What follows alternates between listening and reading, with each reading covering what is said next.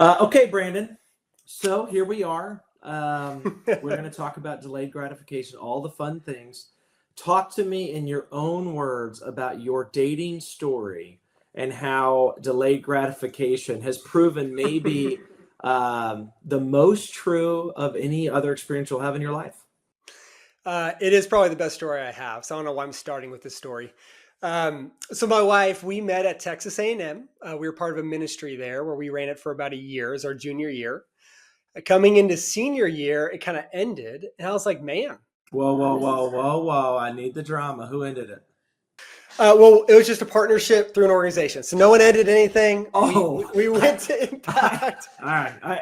I was like, man, that's an interesting way to just say it ended. Okay. Not the dating yet. The organizations. You got it. The responsibilities ended. We parted ways. A month goes by, and I'm like, I miss this girl. So I asked her on a date. She says yes, and we go on a date. And Right. I thought it was amazing.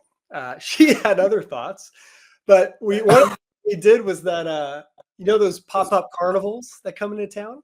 Wait, hang on. Just to be clear, that was the one that you thought went well. That was no judgment here. College, okay? You're broke. There's a carnival. You know those games you play that you never win? You're saying, listen, I'm the pop-up carnival guy. It gets worse. He's probably thinking he's the pop-up carnival guy. It gets worse. It gets better first. I win 2 of the games. You never win those games. Congratulations. I won 2 of them. Tell me the basketball one that's more of an oval than a circle? That, yes. Good job. That and the football one. Oh. Yes. Now, the worst part then is we have to go to dinner, and I trusted my friend. I said, hey, tell me a Mexican restaurant. And he texted to me. He says, you'll love it. I show up. It is connected to a gas station. So we go through the gas station to this restaurant. You're the least classy first date person. Oh, so bad. You trust like your you're trying to friends. scare her off, dude. It was so bad. So anyways, we get to the end. I ask her, we're in a driveway. I said, hey, would love to take you on a second. And she says, no, thank you. No, thank you. But that man that was riding the roller coaster that felt like it was going to break down, he's good looking. I took her on the Ferris wheel. She got real worried. But anyway, she says no. A week goes by, and I'm distraught. I'm like, man. So I text her, and I was like, hey, we got to talk. Like, I need to know more details to why you said no. A year of a partnership, I figured I'd at least get a second date. So we go on a long walk. She gives me all these reasons. All of them are valid. Now, is this walk, I assume, around a few dumpsters? It is in her neighborhood. Back alley somewhere that matches your first date brand. The way the date's gone, it should have been. You're correct. Out in the field. So we get to the end, and I said, Meg, look, ball's in your court. If things change, let me know, but ball's in your court. She goes, you should move on. I said, I will. I'll move on, but ball's in your court. Fast forward 2.5 years later. By the way, and this is the longest intro we've ever had, but I love this story too much. You're telling me you left her after. I just want to make sure the audience hears this back. You have the audacity and the boldness to take a woman out on her first date to a pop-up carnival and then to a Mexican food restaurant in a gas station. And then you end it by saying, the ball's in your court. As if she even wants the ball. Like, hey, shoot or shoot. All right. So fast forward 2.5 years go by. We go to a wedding that both of us are invited to. And at the end of the wedding, we reconnect, have a conversation, but I have to leave. It gets worse, I promise. I wish it got better. So at the end of the wedding, I said, hey, I'm in Dallas once a month. Like, let's catch up and grab coffee. She says, great. So 2 months later, she says, yes. It's been 2.5 years. The ball was in her court. You're not allowed to ask her that 2.5 years later. You just denied the ball being in her court. This is platonic. This is not romantic at all. So we grab coffee, fully platonic, to clarify. And we talk about business. She's going through a business problem. I give her some quick advice and say, let me know how it goes. And a week later, she texts me. She says, hey, I listened to the advice. Like, when are you coming into town? I said, next week. Oh. So we get together. And I remember I go over, we sit down, we start talking. She pulls out a piece of paper. And the first line says, hey, 2.5 years ago, you left the ball in my court. What? And I don't remember a single word she said after that. I was like, holy cow, it's been 2.5 years. Well, who can forget the carnival guy? Legendary. So we get to the end. She says, hey, I'm interested if you are. And in my mind, I'm like, dang, I can't believe it's been 2.5 years. And I say, hey, give me a week to think about it. She goes, what? I said, give me a week to think about it. So I wait 6 days. I text her the 6th day and say, I'll call you tomorrow. So I call her, we talk, and then I said, hey, I'd love to take you on a date. She says, awesome. Can I give you some feedback? Yes, please take her feedback. And she says, you don't text a girl 24 hours before and make me wait 24 hours to hear the answer. I said, Mag, I waited 2.5 years. You can wait 24 hours. Ooh. So 2 years later, we get married, and here we are today. So that's the greatest delayed gratification story in my life. Delayed gratification right there. Let's be honest. Life's messy. Decisions are complex. And it's not all black and white. But these are the decisions that shape our growth. Welcome to The Tension. Let's get into it. All right. Welcome to the Tension Podcast. Today we have another amazing episode. The tension today that we'll be covering is one that we've talked about before and shows up in a lot of the different episodes, which is the tension of delayed gratification. This idea that we always want things now, especially in this culture where we can just click a button and everything shows up on our doorstep in an hour. It's getting less and less easy to deal with this delayed gratification tension that, frankly, we can't solve. Brandon Lanz is our guest today. I've known Brandon for a decade now. He's the vice president in Dallas, Texas for 49 Financial, one of the best advisors, not just vice presidents in the company. And, I have had the pleasure to see Brandon go through his life as a single person all the way, as you guys just heard in the intro, to a very, very funny story of delayed gratification of how he got married to his wife and just saw all of the ups and downs of business, personal, all of those things. And so you're in for a good one because he has grown and matured and really actually wanted to master this idea of delayed gratification. So I'm excited to learn from you, Brandon. Thanks for being on the podcast. Thanks a ton, Travis. Excited to be here. So, brother, let's talk about, before we get into your background and some things, because I do want to hit on some business stuff, then I want to hit on some personal stuff, because I do think you got a lot of wisdom, a lot of stories that I really hope people, can just take away and get better in this tension that we're all dealing with. But talk to me about, why is delayed gratification a tension? Yeah, I would say, especially today in America, everything is so instant gratification and we're given everything immediately. Yeah. We see this with social media and TikTok. We see it with Amazon. I mean, you order a package. It used to be 2 days. Now it's 2 hours. It's on your front porch. No doubt. So I think the way the world's kind of progressed, it's just so much is given to us immediately that it's starting to shift how we think, that a lot of folks aren't really wanting to play the long game and do that. So I think part of it's not even our fault, but part of it is how do we kind of reshift the way we think?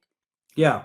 When though, let's talk about the opposite, because again, the reason we have this podcast is because the tension is not a problem that can be solved. It's just something we have to manage. So you're not going to come here and in 40 minutes, people are like, I have found the solution. We're not going to say that, but talk to me the opposite side. When have you seen this idea of immediate satisfaction be a good thing? Because there has to be times where the immediate is actually a good thing. Not everything should be delayed. Let's make sure we're not just picking on, the delayed gratification here today. Have you thought about when the immediate satisfaction side of things is actually and can be good? Yeah. I guess the way I'd look at it is whatever path you're on, whatever journey, whether you're building a business, a family, etc. I think there's always the end result you're looking for. However, there's always the initial inputs you're putting in. And those inputs, you want to see actual results from that, right? So if you're playing basketball, you sure hope if you shoot enough shots, you're going to make a couple, right? Now, the end goal is, can we be an amazing shooter? Can we be the Steph Curry of our generation? So as you're practicing in the gym, you sure hope you step up to the free throw line, There's going to be quick results. I think where we have to start to, I guess, the recognize is if we're wanting the end result to be immediate, that's the tension that's really hard. But we have to have some quick wins in whatever we're doing. Yeah. Yeah. I mean, if there is no quick wins, we would all just be so sad and depressed all the time. Yeah. Because it's like, as a human being, if all of life was a delayed gratification and we didn't stack up the wins, yeah, I think it'd just be hard to ever be focused or motivated or anything like that. So I think that I just wanted to hit on that at the beginning. But, as I think about your background and I think about specifically, let's start on the professional side, Sure. it is a story of delayed gratification. I mean, you have effectively, I have gotten to watch it front row seat, this idea of what you wanted to become. And it took you years. It took failure. It took all of these things. And I know you're wildly humble. And so as I ask you to go through this, just remember the goal of the podcast is for people to listen to it, especially some of the younger people maybe out there, whether they're doing financial services or they're just starting in a job or maybe just change a job, whatever it is. Like, this business part could be really helpful for those in their 20s that are like, how do I build something like you have, where now when I'm in my mid 30s, I'm like super proud of it. Maybe give us your just quick, like, first half, second half, how you viewed this idea of delayed gratification in your career. Yeah, well, I guess where I'd start is right when I accepted this job. I think when I was interviewing at jobs out there, you start to look at, there's a lot of jobs that give you immediate income, right off the bat. And there's, I guess, a slower trajectory. For me, I really asked myself, like, what do I want my life to look like in my 30s? And for me, that's kind of controlling three things that a lot of folks have talked about. How do I control my income, my impact, and my independence? And if I can do that, that's something for me to be proud of. So that's what led me to this career. And I knew when I jump in that it was going to be hard. Anything worth building is going to be hard. And early on, I said, how can I control the controllables? So first, I knew I had to limit my expenses. And it was lean. I remember coming out of college, living in a 1,200 square foot house with 6 guys in a 3-bedroom where we're building bunk beds just to all fit inside the room. Because we're like, how do we keep expenses so low to make this happen? Or even, we didn't have Zoom back then. So everything we did was in person. So we're doing day trips, waking up at 5 a.m. to go to Dallas and come back at 11. We go to Houston, College Station. And I think it was like 25,000 miles I put on the car in the first year, just because I so wanted to be able to build success and not fail. And was it easy? Absolutely not. And there's so many times I thought I was going to fail. I mean, we did that for 4 or 5 years, year over year over year. And so many aspects to where I had anxiety, just wondering, will I make it? Will I not? There's the doubt of not seeing the results and wondering, like, is it even worth it? And I think that's normal, by the way.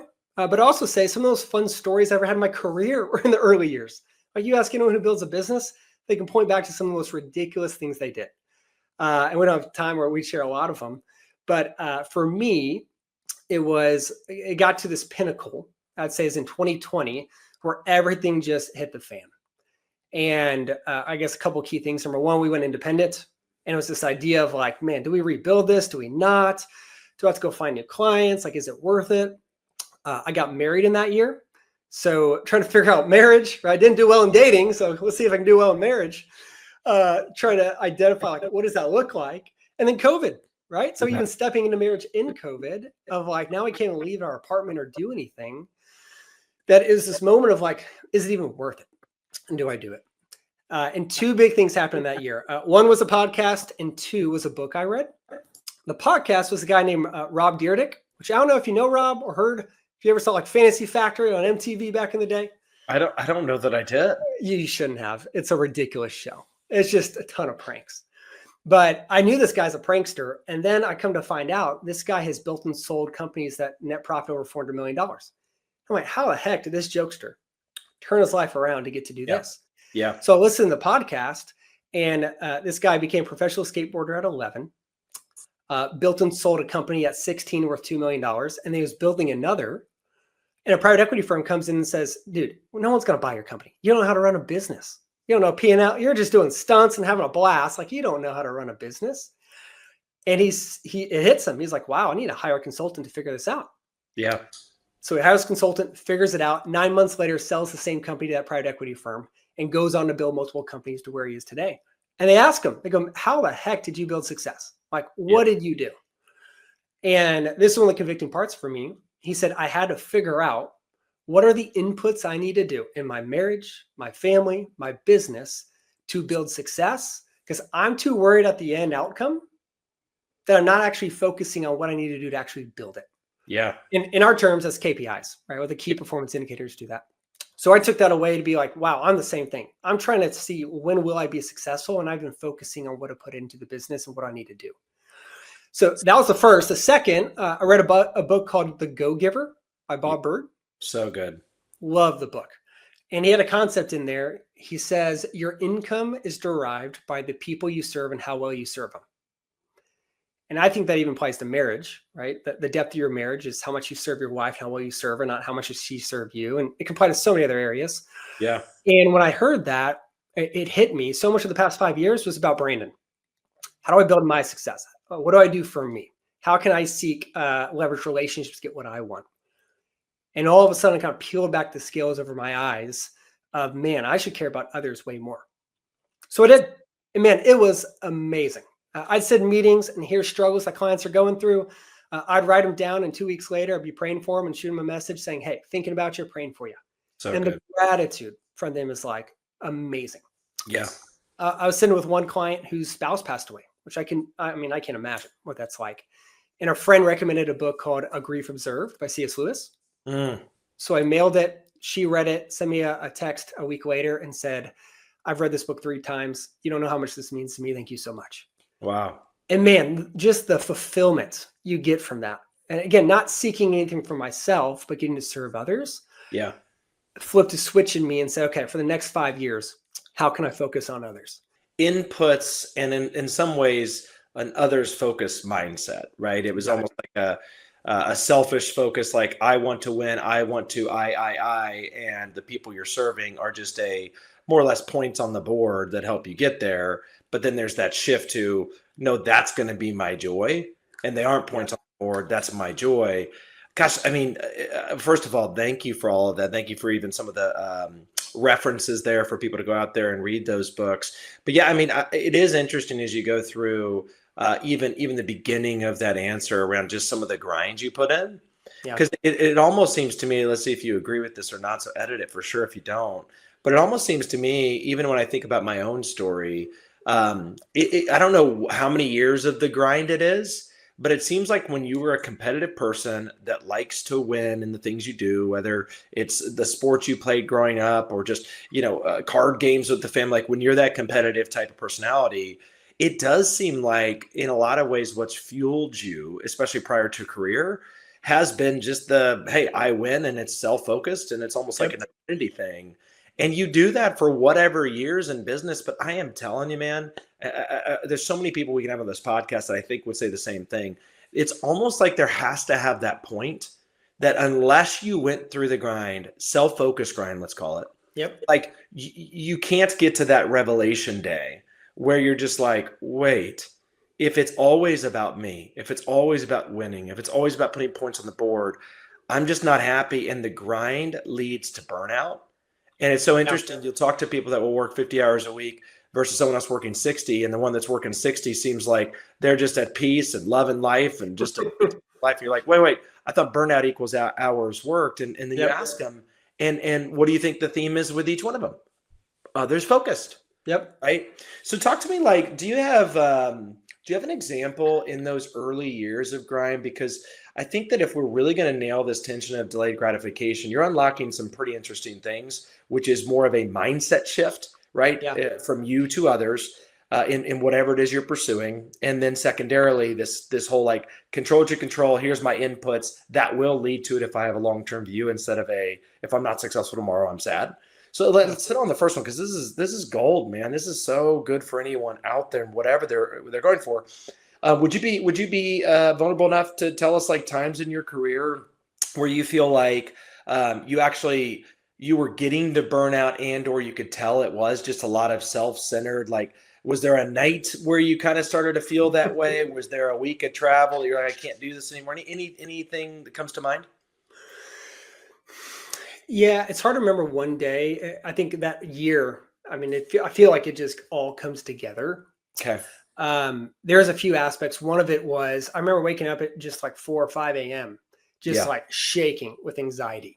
Wow. And part of it is a people pleasing idol of like, man, I want others to think highly of me. And I cared so much about what others thought about me. And I cared so much about success. And I think part of the reason why is my identity was wrapped up in that. Yeah. No doubt. So the person is funny. I was looking at this recently, Scotty Scheffler. Like, what makes that guy so good at golf? I remember you're there, Paris Olympics. Yeah. They bring these people, the golfers, up to introduce them, and they write on the whiteboard, "What's your goal?" And everyone's like, "Win gold, win gold, win gold." Scotty gets out there, he says, "Have fun." Yeah. They're like, "What? Why?" He's like, "Look, of course I'm here. Of course I want to win gold. But if my entire identity is wrapped around winning gold or not, and that's what dictates whether this is a great outcome or not, then something's wrong. Come on. I'm representing America. I'm here with my wife. I want to have a blast. I've already put in all the inputs I can. We'll figure out tomorrow if the outputs actually show or not." And I think that was the big moment for me. It's realizing, man, if I don't surrender the outcome, whether we build a $5 billion business, a $5 million business, or we go bankrupt, right? Doesn't matter what it is. I have to surrender whatever the outcome is going to be to allow myself to be present and just let go of all the anxieties and enjoy what I get to do. I think that was the pinnacle of it. I mean, but you're now bringing a third point of wisdom out there to the listener, and frankly, to me, I'm over here just thinking about my own journey. Like, yes, you can be inputs. Yes, you can do it for the right motive. But to your point, if you don't get to the surrendered outcome state, you may never actually get to delayed gratification, because I think, man, if there's one thing, like my side, I don't know how much this will relate to you, but like when I am my worst and my identity is wrapped up in my achievements, which is super hard for me, 3 on the Enneagram, by the way. What happens is I'm actually achieving the things that were the gratification that were delayed, but I don't celebrate them. I don't have fun in them. I don't anything, because I'm so dialed to the next that it is not delayed gratification.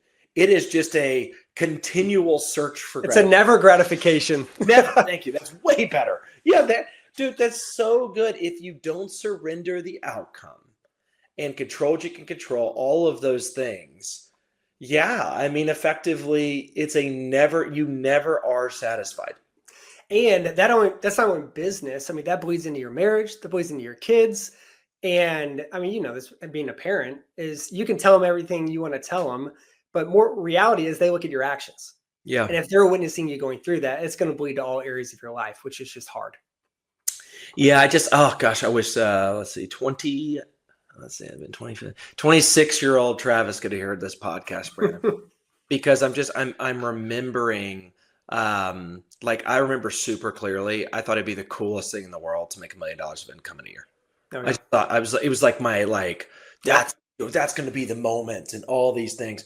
And I remember it was 2015. And I remember, looking with my accountant at the year and everything. And then he's like, wow, you don't see a lot of people that this happens to, especially at your age. And I was like, what are you talking about? Just do my taxes.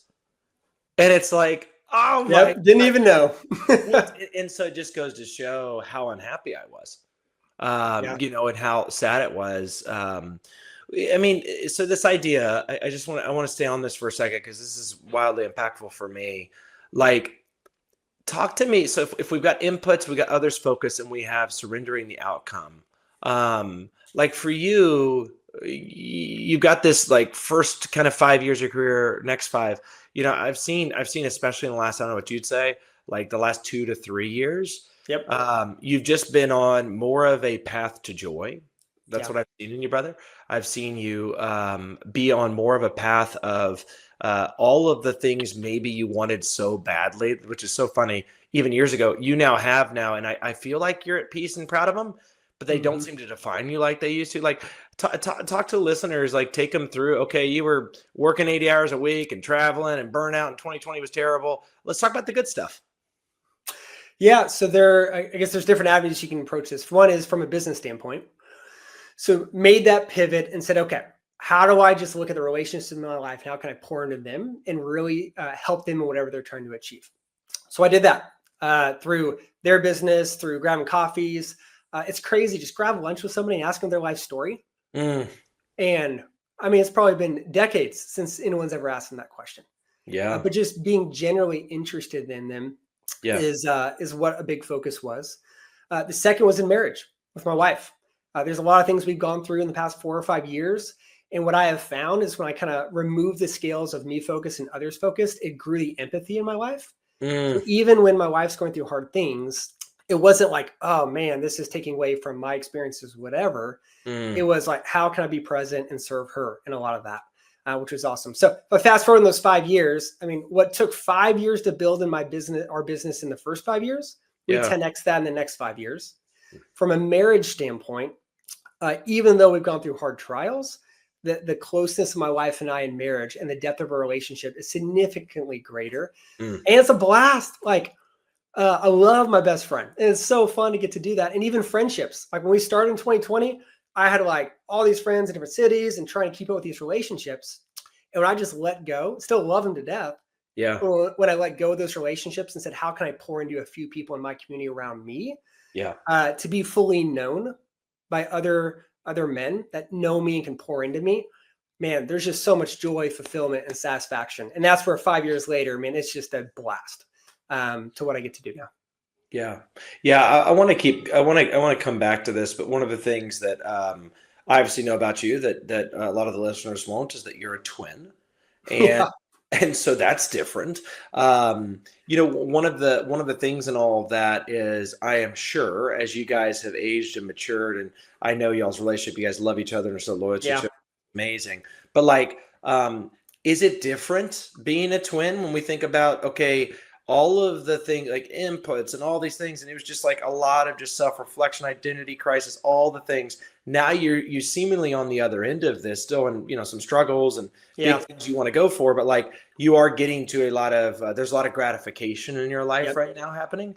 But as a twin, like, is that weird? Is that different? Because y'all are on different paths of life and goals and all the things. With this topic, it's interesting being a twin because my brother and I, not only are we twins, we did everything together. Yeah. We are the same sports, sometimes same positions. We figured out there's a law in Texas that if twins want to be in the same class in middle school and high school, they have to allow it. Wow. So we just took the same class, and he did homework for one class. I did homework for the other one. I probably shouldn't admit this, but we leveraged the twin aspect as much as we could. The problem with that, though, is going back to being a twin is the comparison is nonstop. Yeah. Literally, report card comes home. It's who got better grades. It's sports. You're competing. You're on the same team, but sometimes competing for the same positions. And people would come up to us. It cracks me up thinking back to this. We'd be standing next to each other. They'd be like, all right, who's smarter? Who's more athletic? Who's better looking? Yeah. It's like, who does that? We're right next to each other. You think I'm going to be like, it's me? Right? Yeah. It's a lose-lose question. It's a lose-lose. So we were just in a culture, being a twin, to where it's nonstop, running a race, but comparing all the time. And I'll credit my brother to this because he was so humble in the journey, because there's times athletically where maybe he progressed ahead of me. He never rubbed it in. Instead, he has a partner in that, said, let me pull you alongside me and what can we do together? So love him to death for that. But I think what it allowed me to do early in my life is I had to learn, I got to run my own race. The moment I start looking at others and running their races, I'll reflect and never find fulfillment and enjoyment in what I get to do. Yeah. So I started running my own race. And that started at an early age. And as we went throughout sports, like there's enjoyment for what he did, but I was running my own race, and we both progressed differently. To A&M, same thing. Even in the business world, same thing. And recognizing I can't control his success and where he's going, but I have a race that I'm running that's different than everyone else in the world. And if I can focus on that, I'm going to have fulfillment in whatever I get to do. Well, and what you're hitting on, I love this idea of yet another great, just like one-liner for anybody listening that this would help them, is like, run your own race. I mean, Roosevelt, coined the comparison is the thief of all joy. And I think that's gotta be one of the better quotes of all time. But, I even reflect on even today, but definitely coming up in, business. And you really do have to do that, or you continue to go back to that instead of delayed gratification. I love what you said, never gratification. Yep. Because if you actually just borrow someone else's race, and like that's what gratification means, I'll be that. Gosh, that doesn't work. And I'll tell you one thing: as a leader, there's one thing like there's certain regrets you have, and one of the biggest regrets I've had in my leadership journey of leading others, including you, even, is this idea of like casting upon others. Here's what gratification means. And not asking questions that were thoughtful enough and insightful enough to get them to define like what does gratification mean. So if it's going to be delayed and you're going to have to control your inputs, right, and you're going to have to be all these things, you want it to be that. Like when you get there, you're proud of it, not just because the person above you helped in that. Like, can you talk about like how'd you get to that? Because it sure didn't come from me, because I feel like I've done a terrible job as a leader, mentor in that. But like, how do you feel like you got to run your own race, even outside of being a twin? Because I do get that sense in you, especially over the last few years, that you know what you want, and then you're applying the rest of the world and the business and all of the things. Like, how'd you get there? Man, that's a great question. I would say there's a mindset shift that happened to me that allowed me to get there. Okay. There's a concept of you can view every event in one of two ways. Either things happen to you or things happen for you. Yes. Dude. And so much early in my journey is whatever race I was running, every negative thing that happened was, oh, why did this happen to me? Right. And I would have frustration, anger, and look at others and not be disappointed in what they're doing because I'm not keeping up with them or whatever that is. And you become the victim with that mindset.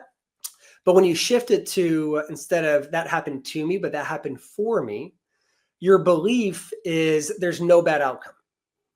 And everything, even if it's horrible, right? There is some instance in life when I've gone through, my wife's gone through, and others that I would never wish on anybody. But when I look at the mindset of this happened to me, I distance myself from my wife, distance myself from business partners, and you're kind of throwing a pity party in many ways. But when you do this happened for me, I recognize, hey, this stinks. But what can I learn? How do I get back up? Instead of being the victim, you're now the beneficiary of what happened to you. And you're like, how can I use this as momentum going forward? And I experienced that a lot early on. And when I shifted that mindset, not only did it help me in my race, but I'd look at my brother's race. I look at my friend's race.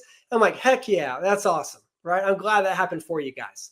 And you continue to push that going forward. So it's a subtle thing, because I truly believe a lot of the stories that happen in our life is what we mentally tell ourselves. It's not the actual story.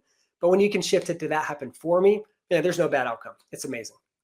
Dude, I've got to read this quote. Shout out to Jacqueline Penfield, my wife out there. She sent this to me yesterday, and it has rocked my world. And I think it's so cool because, depending on who's listening to this, like, what you're speaking to, this idea of it's happening for me versus to me, and this victim mindset, so much of that is just a part of maturation, right? And you're in your teens and you're in your 20s and things, like, whether you really know it or not, like, you're maturing a lot. Boy, when I look back at it, it's crazy. I mean, sure, you took people to the carnival. You took a first date to a carnival. Things are changing. But there does come a time when you just have to say, and everyone's age is different, like, you got to deal with your stuff. Yep. And you got to not be a victim. So listen to this. This is like such gold. After a certain age, you are no longer the product of your environment or how you were raised. It's a personal choice to live the way you do. At some point, blaming your past becomes a distraction from your future. Healing is your responsibility. Growth is your decision. Dude, so that's good. I read that, her and I are marriage mentors for this sweet couple, and they're in their 20s, and all the things that happen, for young newlyweds that we've all, experienced that have been married. There's just a lot of things you learn. And it's so interesting because what you just said is like, healing is your responsibility. Like, no one else is going to do it for you. Growth is your decision. So when I think about delayed gratification, like, no one can tell you that, like, put in these inputs, make all this happen, and do it because you can define gratification, make it happen, and grow. Like, talk to me about, like, you read that quote, and of course that quote has so much to do with just like baggage and just like how to, like, be an adult and all the things we all go through. But, like, do you feel like there was a moment, maybe it was in that same season you've been referencing, that you felt like you're like, the growth is like, it's my choice. It's my responsibility to heal from all of this and just the way I'm living my life, and just start living this. It's on me, not anybody else. Yeah, I mean, I'll tell you a story of the journey we're kind of currently going through because this is a big pivotal point for me. But my wife and I, when we started to want to have a family, you're young and in love, and you're like, this is amazing. We're so excited. And you start the journey and you're just naive. You think everything's perfect. It's going to go exactly how you want. And this one story I'll share, man, is the opposite. We have 2 kids. We got Luca, he's 2.5 years old. We got Leo, he's 6 months old. They're amazing. But I remember we had our first and we were on this journey to have our second.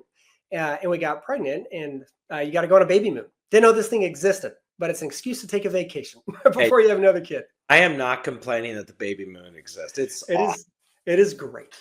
So we ended up at an all-inclusive in Mexico for about a week, and we're 2 or 3 days in. My wife comes to me. She says, "Hey, I'm not feeling that well."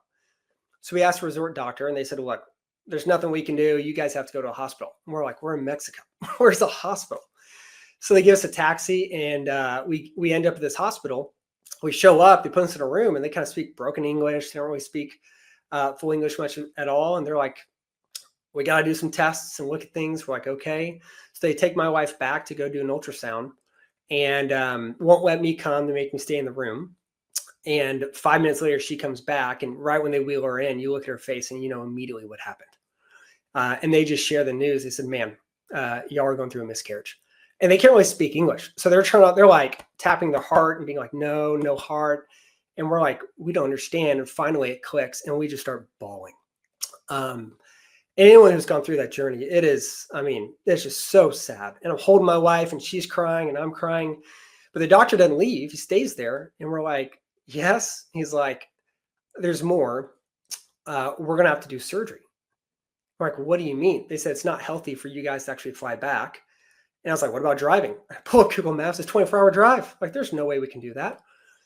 And we're in the middle of a foreign country in a hospital where they barely speak English. We called doctors back in America, and they're like, "What they say is true. You guys have to have the surgery." And we're like, I guess we have to move forward with this. And they're like, "Do you know anything about the medical system here?" They're like, "No, we don't." So it's this place where we're sitting there, and we're like, do we do this? Do we not? And I guess we have to move forward with it. Again, I'll cry if I share the whole story, but fast forward, they take her back. It's about midnight to a place in the hospital. They wouldn't let me go. They pull me up into a room by myself in a corner, shut the door, and I'm just sitting there. And 2 things kind of crossed my mind. One, I've never genuinely been scared, but man, this is a moment where I was like, I don't know what to do. Yeah, no doubt. And 2, my mind goes back to that day when we were like, man, we're so excited to have kids.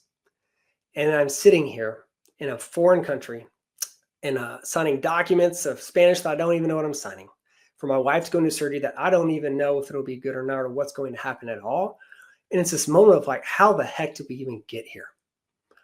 And that was, that was a pivotal point for me of just being like, again, going back to 2U to 4U, of like, why is this happening to me? And just being, and I could create distance from my wife. And there's so many aspects I can handle this. And I just said, no, like, this is an event that happened for me. There's reasons for that. And I'm going to continue to push forward. And thankfully, surgery went well. Got back to America. Three months later, got pregnant, had her second. So we're so grateful for Leo to be here. But I sit there, and why I'm thankful for moments like that is that when you're going through that, you have no idea why it's happening for you. Yeah. But literally within the past 2 months, I've had 3 couples, 3 friends give me a call and say they've gone through similar things and loss.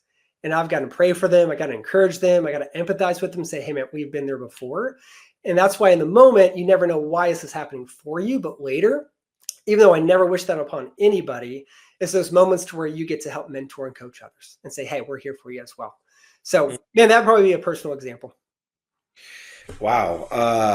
I did not know you were going there. I remember, the phone calls that we had and seeing, frankly, just the sadness on your face during all of that event. And not a lot of people will be able to fully ever empathize with what you went through and being in a different country and all these things. And I think it is such a beautiful example. And I appreciate you going there because that is an example of healing is your responsibility, right? You know, that could absolutely, to your point, mess up the marriage.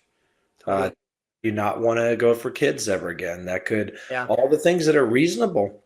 I mean, no judgment to anyone for that. That's almost the natural path. But when you take the responsibility and you choose to heal in that, I think that's what I love about this podcast, because what you just said at the end of that, though, is that you've already had 3 couples. Like, I think that's what we're trying to do, is I'll just say, listen, like, there's a bunch of things. Like, it's not like you solved the riddle of when this terrible thing happened and you didn't get the gratification. In fact, it was way more delayed than you thought. Yep. Like, oh, you're just great. It's like, no, there's still wounds there that may be forever. Yep. And that's just the tension. That's the tension of life, is it's always nuanced and it's rarely ever solved. And so, man, I just appreciate that, because if anything, what we want to do is just tell each other our journeys so that we can help each other go through them.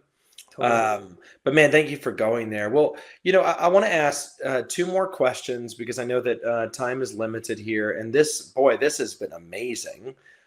So kind of going back to the whole, if we can control our inputs, I want to make sure I get these right for the listener, like inputs, right? If we can surrender our outcome, and then we can shift it from, I'm doing this as my identity because I got to win, to like the mission that you want to accomplish, the impact, the others that can be impacted. Yeah. I think those 3, they keep sticking out. That's just so good if that's how you manage the tension of delayed gratification. But like, do you mind giving a story or 2 of where you are like, hey, and let me make sure while we've mentioned a lot of things, business is going great, you're doing fantastic, clients love you, you're making more income than you ever made, unbelievable wife, 2 kids, like they've heard all the things that clearly you've achieved a lot of gratification ones. How about some failures in this journey? Totally. I'll tell you one, this is embarrassing. This is probably pointless to listeners. My wife, she ordered Costco to our door, and she ordered a bag of Skinny Pop. You ever had Skinny Pop? Excuse me. You ordered Costco to the door? To our door. Delivery. You don't have to go there. I just want to make sure I know what this is. To the front door. I'm glad you prefaced with the listeners may not care.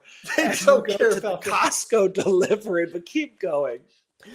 Yeah, so Skinny Pop shows up at my front door. I open it up. I think there's 1 bag. Costco screwed up the order. There's 18 bags of Skinny Pop on our front door. That's a lot. Yeah, we can't even fit in our pantry. We're shoving it in our closet, trying to get rid of it. We hand out some of these bags. This showed up in September. Needless to say, I ate the 15th bag 2 weeks ago. So talk about instant gratification. Wondering why I can't sleep at night. in a podcast that has been rich, that example. We're going 180 the opposite. I'd like to go to another one. I don't know that I still understand although I want popcorn right now. What's another failure that you've experienced in your life where you haven't achieved the delayed gratification? Man, here's what I'll say. I fail at this all the time. Okay. And what do I mean by that? Man, the amount of times in the evening I sit on the couch next to my wife, and I could ask hard questions and lean into marriage and be like, sweetie, how are you doing? But instead, I just pull up a TV show because I'm exhausted, and that's so much easier of a choice. Or how many times I hit snooze in the morning, right? Instead of working out or getting up and reading the word, doing something. And I just want to get a little bit of extra sleep, which never does anything anyway. But we choose to make that choice. Or I've seen a lot in parenting. I should tell my kids, go clean up all your toys and put them aside. But bedtime is like an hour now. I'm just trying to shorten it down to 15 minutes. But I could be teaching them the lessons of taking care of your things and putting back and being good stewards of the things that have been given to you. So literally every day I fail at this in so many ways, which people are like, why is this guy talking about this podcast then? I share that to say, I heard this from a book called Atomic Habits by James Clear. And he has this concept where he says, every day you have hundreds of choices to make. And every choice you make, you're casting a vote towards the future version of yourself you want to become. So good. And man, that was so impactful for me to recognize I'm not perfect. No one's perfect. We're going to fail all the time. But if I can cast more votes towards the future version of who I want to become, that's the win. And if I can do that more times than not, over and over and over, then I know that down the road, I will become that person. Now, whether you get there quicker or not, that's what I have to worry more about. Am I casting the right votes? So yeah, I fail all the time. It's just, am I doing it, failing less than I am not? Well, brother, I mean, thank you. That was amazing, especially after that popcorn example. I didn't know where we were heading here, back to the carnival days here. But But yeah, I mean, as I think about that, first of all, amazing book. Recommend that one. You've had some really great book recommendations. But it is true. It's the micro choices. And I appreciate you saying that, because gratification is, we all want our spouse at the end of our days to look down at our grave and say, I'd do it a million times over. I'd marry that man again. I'd marry, it's like that's what we want. We want our kids to be like, I want to still be next to you as I'm older. Right. I still want, and like, that's the gratification. That's the thing we're going for. And yet, to your point, this is again why I think it's attention, because we're human beings that do choose to just watch the movie or not have the conversation. I had one of Jacqueline's friends told me the other day. She said, the most meaningful thing ever happened to me the other night. And I was like, what happened? So she's talking about her husband. And she said, he asked me 3 questions that changed everything. He literally said, what are you concerned about? What do you wish for? And what can we do about it? And I was like, that's it. Like that. And so you think about, even like, while that, to your point, sounds like a micro, small little, you have an hour with your spouse, those 3 questions for her, and I've since tried, it is very powerful, by the way, great. Those 3 questions are really, really good. But like, they then lead to the gratifying marriage. And so I think I really appreciate that, because that kind of goes back to your inputs thing. Like, and one of the things I want to make sure is that it does feel like, to me, there's a formula of sorts here. Because when you start to surrender the outcome, what that means is that you have now rid yourself of the identity that gratification is all the things to you. When that happens, I would argue, that's the first time you can say, I am others focused. And when you're others focused, you can actually then think about the inputs that give the real gratification. So I just think it's interesting for the listener out there, is like, I don't know that you can say, I'm going to do all 3. Brandon's episode was amazing. I do think one leads to one. And then you get that, because you can tell me all the inputs you want, but if you're still chasing something, you haven't even defined what gratification is for you. Like, what are you chasing, right? Yeah. And I'll say this too, whatever journey anyone's on, right? Whether it's building a business, whether it's personal life, etc. I have found the greater the delay, the greater the gratification. Whoa. Say that again. This is a goodie. I could tell this is going somewhere good. So the greater the delay, the greater the gratification. Right. On. So like TikTok, you can do one swipe in half a second, have an 8-second video for a dopamine hit like that. But 5 minutes later, you don't remember anything that happened. Even in sports, right? You can invest a lot and then have a great game, but a couple of days go by, you probably don't remember it. But I think raising kids is a perfect example. It's 18 years for each kid of instilling principles and lessons and telling them to do things over and over and over. And are they ever going to listen to you? And how many times you're like, why are we doing this? I love them, but my goodness, I need a vacation because I'm exhausted all the time. But all the clients and the folks I talk to that are older and later in life, they go, that is one of the greatest gratifications they can ever experience. Because it's not a quick dopamine hit and you're done. It's every time they spend time with their kids, it's instant joy and fulfillment. Every time a grandkid's born, more fulfillment. Every time they get to help them through tough lessons of life, it's fulfillment. And that's not just a one-time hit. It's 2 decades of raising them for 5 decades of an immense amount of fulfillment. So just to encourage anyone out there, whatever hard path you're on, whatever you're pursuing, just recognize if it's a lot longer of a delay, I can bet you that the gratification on the other end is going to be so much more fulfilling than you can even imagine. Yeah, and it's so beautiful. I mean, you and I are young guys. Like, the truth to that is so good. I mean, you hear some of these folks have been married for 50 years. Yeah. You and I don't have any perspective. We can't even, we're just all here to listen to them, right? Like, how beautiful is that wisdom that they can share? Yeah. But right, like, they're experiencing a level of gratification we can't even understand. And I think that's also one of the things that's maybe missing, I feel like, in society today more than ever, is just hope. Yeah. And I think that even like, okay, we're going to do our job. We're going to have the micro decisions. We're going to all these things we've talked about today. But also just, I love that you're closing there, because it's like, there's also just such a hope that whatever richness, and as I complimented you, you have so much richness personally and professionally going on in your life. You're a wealthy man by all standards of just what wealth is actually defined as, not just money. And like, I think about that, but it's like, this is just a tiny little bit.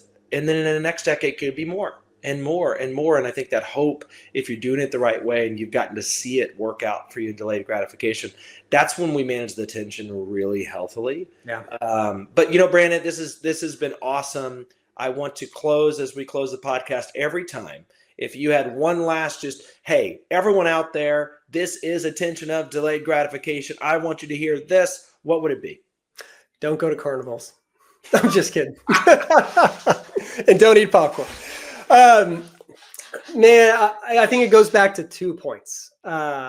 It goes back to stop worrying about the outcome and worry about the inputs. And the more you can focus on that, I'm sure the reward at the end is going to be amazing. And if you can surrender that outcome and not have to stress or worry about what's going to happen and enjoy the journey is going to be worth it. And I would challenge folks, because this is what I have to recognize. The end result isn't always the most fulfilling part. I would worry more about who you're becoming along the journey. So the more you can focus on that, I think you'll have greater fulfillment in life. So good, man. It's not usually the destination, right? It was the journey that grew. It's the journey you look back on. You hear that in sports, you hear it in business, you hear all of that. That is a perfect way to end the podcast. Brandon, thank you. I learned a ton about delayed gratification. We're never going to solve it, but it's a tension we can manage much better after your wisdom. Thanks for being on. Appreciate it.